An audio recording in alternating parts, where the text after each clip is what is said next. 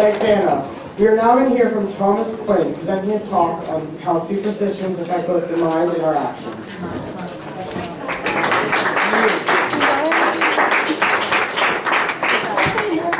How many of you knock on wood to avoid jinxing what you just said? Or say bless you after someone sneezes? Well, you're not alone, because 1 out of every 2 Americans will knock on wood. Also, it is believed rude not to say bless you. But how many of you know why? The expression knock on wood comes from the ancient belief that the spirits lived in the trees. So when you knocked on it, they would come out to give you good fortune. So basically, we believe that fairies live in the wood, right? Or saying bless you.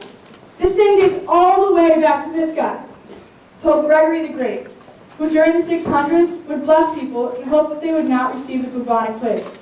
The plague died out 1,200 years ago. We still follow the superstition today.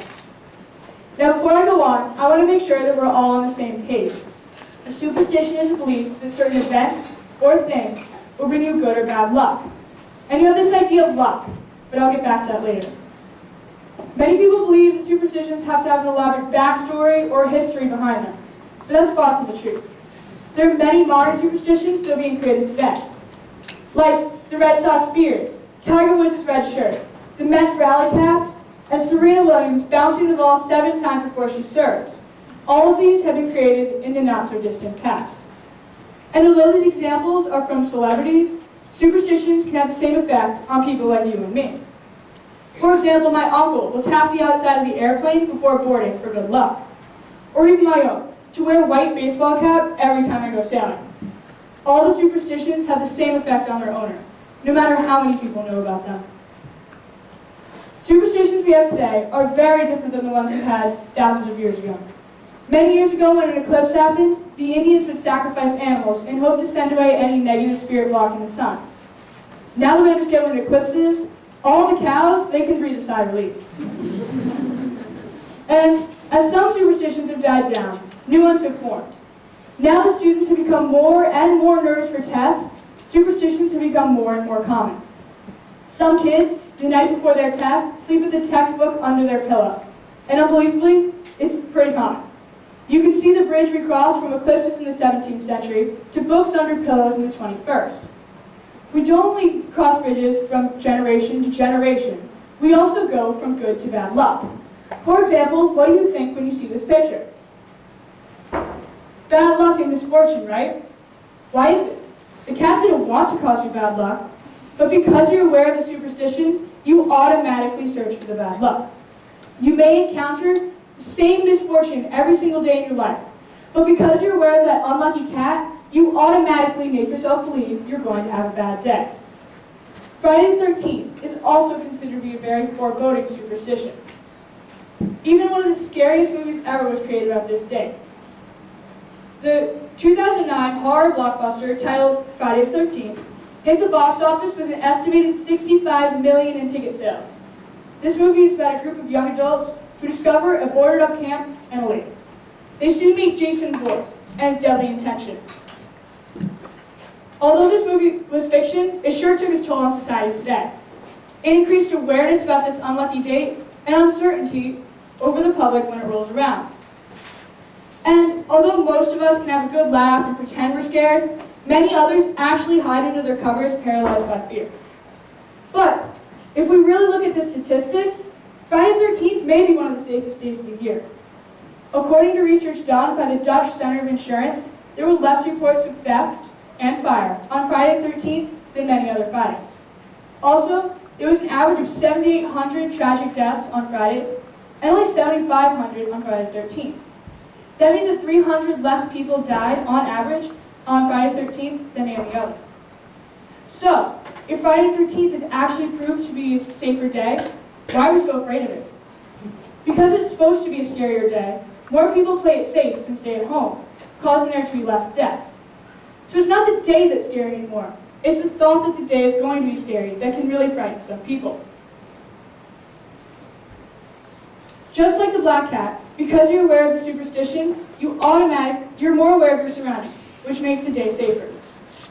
Now, as I already stated, a superstition is a belief that certain events or things will bring you good or bad luck. And you have this idea of luck, which is the things that happen to a person because of chance. We know the superstitions are based on luck by looking at the top 10 universal ones. On one side, you have the bad luck associated superstitions, such as the number 13 or opening an umbrella indoors. And on the other, you have the good luck ones, such as wishing on a star, the rabbit's foot, and knocking on wood. And I know that most of us deep down don't really believe that the superstition will increase our luck. So if we don't really think that the superstition will help us, why do we still follow them? We all know the term cause and effect, right? It's a relationship between actions that motivates the other to happen. So let's say I didn't do my chores in the morning, and then later when my parents found out, I couldn't go into town. The cause is that I didn't do my chores, and the effect is that I couldn't go into town. And this is causality. Causality is a theory of everything. And in English, that means that for every cause, there has to be an effect, and vice versa. We know this is true because nothing would be able to exist without a cause. And our brains are wired to recognize this, even when there is none.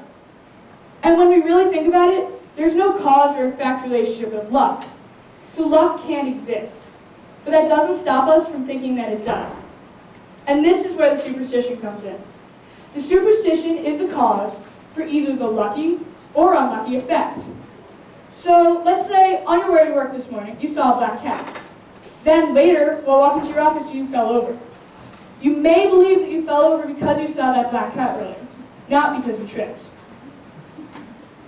And let's face it, I know that a ton of us really want good luck. And that's because the idea of luck feels good, familiar, true, and effortless. And that fills all the requirements of ease. Because ease is when something feels good, familiar, true, and effortless. Mental ease is when someone is in the state of mental comfort. And when we think about the idea of luck, we get this feeling of mental ease. And when we have a feeling of mental ease, it's easier to accept the point being conveyed. So, because the idea of luck feels good, familiar, true, and effortless, we will do anything to get there. And that is why we follow superstitions, because the pathway to luck is through them. So, we follow superstitions because we really want this idea of luck. But luck doesn't exist. So, we try to find it. And we do, because we make ourselves believe that whatever the outcome, it will be based on luck. And we want luck because it gives us a feeling of ease. And when we have a feeling of ease, we feel more relaxed and better about ourselves. So while you may do yoga, work out, or meditate, maybe adding a superstition to that list wouldn't be such a bad idea. Thank you.